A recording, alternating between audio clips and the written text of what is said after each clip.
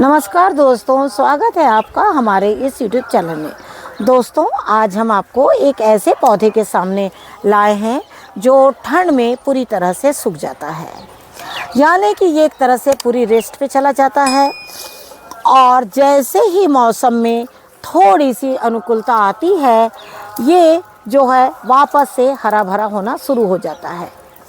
हम आप लोग को बताना चाहेंगे, ये है हमारे अंगूर की बेल। और अंगूर की बेल में क्या होता है कि ठंड के दिनों में ये पूरी तरह से सूख जाता है, और जैसे ही थोड़ी सी मौसम में गर्मी आती है, इनमें वापस से फल फूल आने शुरू हो जाते हैं। अंगूर में जैसे ही पत्ते आते हैं, साथ में वो अपने फलों को लेकर आते हैं। लेकिन अंगूर के पौधे को दिसंबर के मंथ में, नवंबर या दिसंबर, लेकिन नवंबर तक तो इसमें पत्ते थे और अचानक से झड़े हैं और फिर अचानक से वापस आने शुरू हो गए हैं। तो आपको क्या करना है कि दिसंबर 15 तक, मतलब सेकेंड वीक, दिसंबर के सेकेंड वीक तक के अंगूर की जो भी आप कटिंग करना चाहते हैं, आप कटिंग कर लीजिए और उन्हें अच्छी तरह से तैयार कर लीजिए। तैयार करने का मतलब है इसमें किस तरह से खाद डालना है, किस तरह से आपको छिड़काव करना है, ये सारी चीज़ें हम आपको बताते हैं। आप जितना भी हो सके इनकी जो पुरानी डाल हैं, आपको जितनी भी इसकी ब्रांचेस को कटिंग देना है वो आप इसमें दे सकते हैं, जिससे कि आपकी जो नई ब्रांच हो वो बिल्कुल फ्रेश आए और उसमें फल जो है वो बहुत अच्छे से आए। हमने यहाँ पर नेट लगा रखा था और उस नेट को हमने निकाल दिया है फ़िलहाल, कारण कि इस वक्त मुझे एक इसे अच्छा छिड़काव देना है। छिड़काव देने का कारण ये है कि जिस तरह से ये पौधा बिल्कुल सूख जाता है और इसके पुराने पत्तों में कई बार ये पीले तरह का पूरा कीट टाइप के लग जाते हैं, जिसे हमें हटाना पड़ता है। सबसे पहले आपको क्या करना है, इस तरह से अपने पौधे को जितनी भी हो सके प्रूनिंग कर दीजिए। प्रूनिंग करने के बाद में अगला स्टेप है, आप देख रहे हैं हमने इनको पत्तों से ढाक रखा है ताकि इसकी मिट्टी जो है वो बिल्कुल भी ना सूखे। और इस तरीके से आपको यहाँ से सारा कुछ हटा देना है, और हटाने के बाद इसकी अच्छे से आपको इस तरह से गुड़ाई कर लेना है। ये इस महीने में करना आपके लिए बहुत ज़्यादा ज़रूरी है। अगर हम इस महीने में इस तरह से अपने अंगूर के पौधों की देखभाल नहीं करेंगे, तो जो हमारे पौधे में अंगूर जो है वो आपके अच्छे नहीं आएंगे। आप देख रहे हैं इसमें काफ़ी अंडे के छिलके भी हैं। कई लोगों का कहना होता है कि अंडे के छिलकों से इसमें जो कीट है, कोई ऐसे कीट हैं जो उसमें एंट्री नहीं ले पाते हैं, क्योंकि उनकी स्किन को कटने का डर होता है और वो अंडे के छिलकों के वजह से इसमें नहीं घुस पाते हैं। अगली वजह है कि हमें उसमें जिस तरह से कहा गया है कि अंडे के छिलकों में एक तरह से पौधे को कैल्शियम मिलता है, तो जब उसे कैल्शियम मिलता है तो जो अंडे के छिलके हैं उनको कभी भी बारीक करके आप डाल सकते हैं। अंगूर के पौधे में बहुत ज़्यादा पानी की ज़रूरत नहीं होती है, लेकिन जिस तरह से हम कंटेनर में पौधा जब लगाते हैं तो हमारे पौधे को, उसकी जड़ को कहीं से भी पानी लेने का कोई सोर्स नहीं होता है। तब क्या होता है कि वो पौधा सूखने लगता है। तो हमें पानी कम देना है, लेकिन इतना भी कम नहीं देना है कि पौधा सूख जाए। और ज़्यादा का मतलब होता है हमारी जो मिट्टी है वो दलदली नहीं होनी चाहिए। इस तरह से आपको पूरी मिट्टी की अच्छे से गुड़ाई करना है। जो आपको जड़ जो है इनकी, जो इनकी रूट है, वो कई बार इस तरीके से पॉट के, कंटेनर के बाहर तो जा नहीं पाएगी और वो अपना एक घर बना लेती है। वो अपना इसमें ऐसा घर बना लेती है कि आपके पौधे का ग्रोथ रुक जाता है। तब आपको क्या करना है, इस तरीके से आपको अच्छे से उसकी जड़ों को, बिल्कुल पतली पतली जड़ों को यहाँ से हटाते हुए चले जाना है इस तरीके से। और पूरी इस तरह से मिट्टी को बिल्कुल ढीला कर लेना है।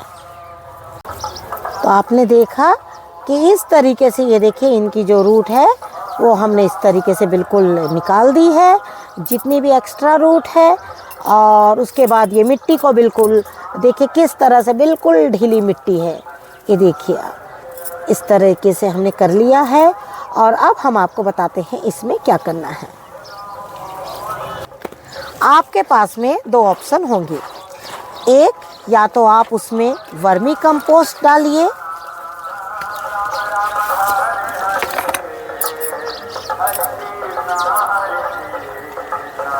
दूसरा है आपके पास में गोबर की खाद। अगर आपके पास दोनों है तो आप दोनों भी इस तरह से इसमें डाल सकते हैं।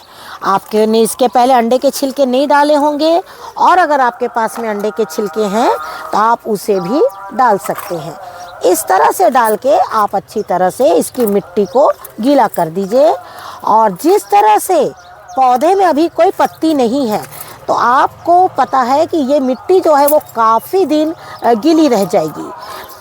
और इसी खाद के ऊपर में अब पौधा जो है अपनी नई शक्ति के साथ में अपने फल और पत्ते लेकर आएगा। ये देखिए इस तरीके से आप बिल्कुल भी अच्छे से तरबतर करके, और बिल्कुल ये देखिए मैं बिल्कुल इस तरीके से इसको करके छोड़ देती हूँ इस महीनों में, दिसंबर के मंथ में। और ये देखिए इस तरीके से, और ऊपर से हम इसकी वापस से एक बार ये जो पत्ते हैं हम इसके ऊपर में डाल देंगे। अब हमें इसमें ना ही पानी डालने की ज़रूरत पड़ेगी कई दिनों तक, और ना ही इसमें ये मिट्टी हमारी जल्दी सूखेगी, और पौधे को एक बहुत ही हेल्दी खाद मिलेगी।